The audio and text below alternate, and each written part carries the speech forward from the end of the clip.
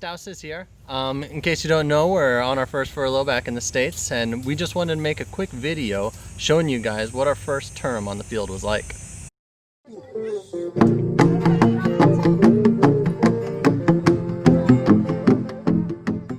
In total, we spent 3.5 years in Papua New Guinea. When new church planting missionaries come to PNG for orientation, their first stop is Madang, which is on the north coast. When we came, our class was composed of us and 5 other families. At first, we started off in classrooms, learning the basics of PNG culture and being refreshed on language learning techniques, but then we were booted from the nest, so to speak, and were set off to learn Pidgin English the way we would eventually learn our tribal languages, which is by wandering around and talking to people in a way that's really intentional and structured. It was a very awkward time, but also a lot of fun. Every orientation is capped with a bush orientation, which is when each individual family goes to a different tribal location where a church is already established. The purpose of this is to interact with the local church and to learn from veteran missionaries who may still be living there, and of course to keep learning Pidgin. We went to the Kumang work in the Central Mountain Range, which is a relatively urbanized people group.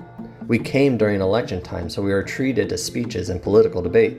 It was good for both language learning and seeing a part of the culture that we may not have had the opportunity to witness otherwise. After Kumang, we moved to Sabega, which serves as the support center for the Highlands Works. The boys especially enjoyed living there since there was often plenty of friends for them to run around with. Our main task at that time was to find partners to work with as a church planting team. This is often quite a lengthy process, and for us it was no exception. In the meantime, I became interested in a side ministry Steve Stanley had gotten involved with, which was teaching Bible classes at 2 local schools. The Stanleys and the Hansons were already partnered at this point. However, the Hansons were in Germany having their baby Lewis. During this time, we began to consider joining the Stanley-Hanson team. However, just before the Hansons returned, the Stanleys left for England to deliver their child, Oscar. That at least gave us some time alone with the Hansons to get to know them better and gave us an opportunity to trust the Lord's timing. Eventually, we officially formed a team and prayerfully chose Koval as the location of our ministry. There were a lot of factors that went into where to serve, but what set Koval apart from the other groups was their enthusiasm. It seemed like the desire for missionaries was widespread among the Koval and not just a request from a particular village within the wider group. It made sense to us to take advantage of that enthusiasm while it was still high.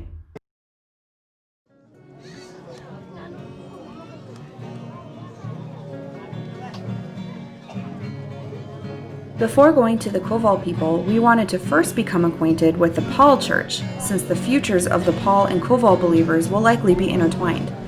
The Paul Church is a few years old, and our hope is that the maturing Paul Church will help us to disciple the Koval Church, and eventually both will be able to encourage each other and keep each other accountable. When we visited, the Paul Church was only present in one village, and they were planning their first outreach to the village of Nabarume, which happens to be pretty close to one of our Koval villages. At the time of this recording, there is now a young church in Nabarume as well. After spending 2 weeks with the Paul people, the ladies flew back to Svega while the guys did a survey of each of the 7 Koval villages. Our purpose was to explain to them our intentions in coming, and also to find a place to build our houses there. As we had hoped, the Koval people welcomed us with excitement and were eager to help us with whatever we needed. I had a love-hate relationship with the house building process. There were constant delays, and the logistics of getting people and materials to the right spot was a massive task.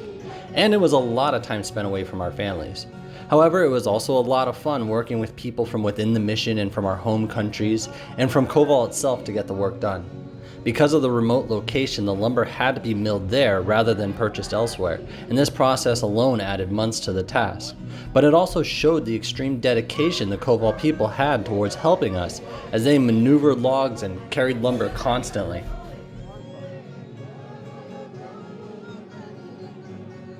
Move-in day was overwhelming, but exciting as we greeted a huge crowd of future friends and coworkers and saw our house ready to move into.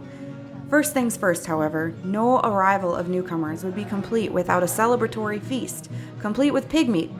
While it felt like a lot to take in, we were thankful that we were so thoroughly welcomed. When we moved in, our family had only a few months remaining on our term. Those last few months were crammed with finishing up house building, beginning language study, and wrapping up the school year.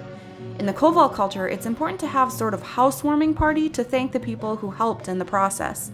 Our party ended up drawing most anyone who could physically make the hike to our houses and lasted through the night, while we slept and they carried on without us.